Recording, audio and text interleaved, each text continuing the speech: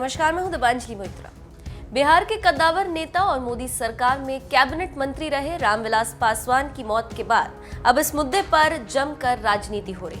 NDA में शामिल जीतन राम मांझी की हिंदुस्तान आवाम पार्टी जहां पासवान की मौत की जांच की मांग कर रही, तो वहीं नीतीश कुमार की जेडीयू भी पूछ रही है कि पासवान 3 महीने तक अस्पताल में भर्ती थे, उनका कोई मेडिकल बुलेटिन क्यों नहीं जारी किया गया।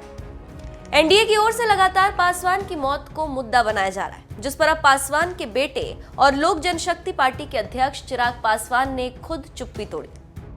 चिराग ने सीएम नीतीश कुमार को बेहद ही भावुक पत्र लिखकर अपील की है कि उनके पिता की मौत पर राजनीति नहीं करनी चाहिए। एनडीए से अलग होकर चुनाव लड़ रहे चिराग पासवान ने सीएम नीतीश को लिखी चिट्ठी में कहा, पापा के अंतिम दिनों की चिंता आप कर रहे हैं जो मुझे हैरान करती है, क्योंकि पापा जब तक जीवित थे तब तक ना आपने फोन किया और ना ही मिलने की कोशिश की।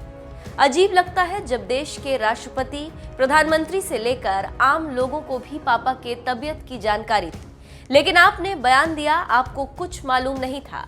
ये हैरान करता है। चिराग पासवान ने आगे लिखा, महोदय, आप प्रधानमंत्री जी के आशीर्वाद के लिए अक्सर उनके साथ मंच साझा करते हैं, इसीलिए आपसे आग्रह करूंगा कि आप पापा के अंतिम दिनों के बारे में प्रधानमंत्री जी से जानकारी ले लें, क्योंकि पापा अंतिम सांस तक उनसे जुड़े हुए थे। एक बेटा होने के नाते मैंने उनका अपनी सूझबूझ से बेहतर ध्यान दिया, लेकिन मेरे साथ पापा के बेहतर इलाज के लिए आदरणीय प्रधानमंत्री जी भी दिन रात प्रयासरत थे।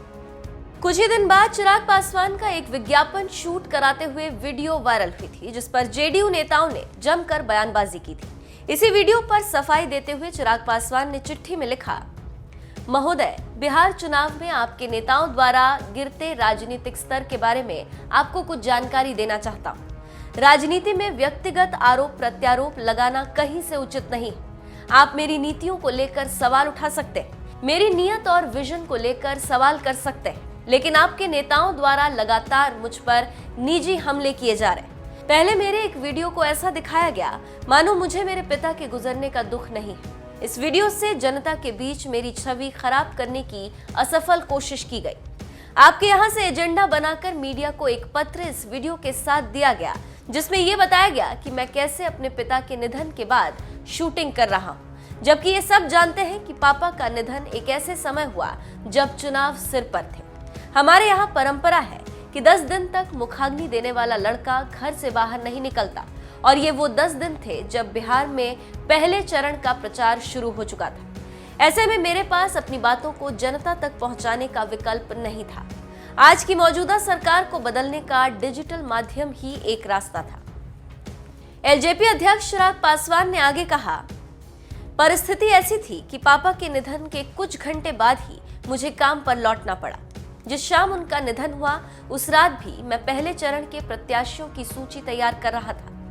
पापा के निधन के बाद या तो हिम्मत हारकर पार्टी के करोड़ों कार्यकर्ताओं को बीच मझधार में छोड़ देता, या फिर पापा की अंतिम इच्छा को पूरा करने के लिए जी जान से मेहनत में जुट जाता।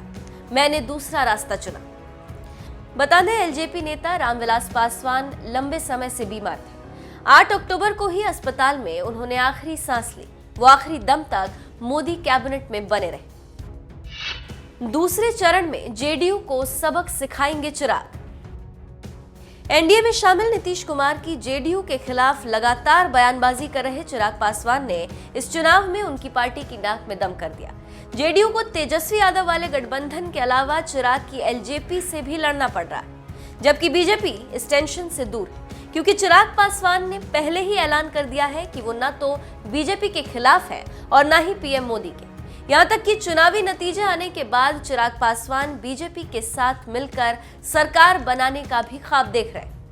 3 नवंबर को होने वाले दूसरे चरण के चुनाव में भी नीतीश के उम्मीदवारों के लिए जीतना आसान नहीं होगा, क्योंकि जेडीयू 94 में से 43 सीटों पर चुनाव लड़ रही, और इन सभी 43 सीटों पर चिराग पासवान ने भी अपने उम्मीदवार उतारे, जिससे संभावनाएं जताई जा रही हैं कि वोट बंटने की वजह से जेडीयू को भारी नुकसान हो सकता है।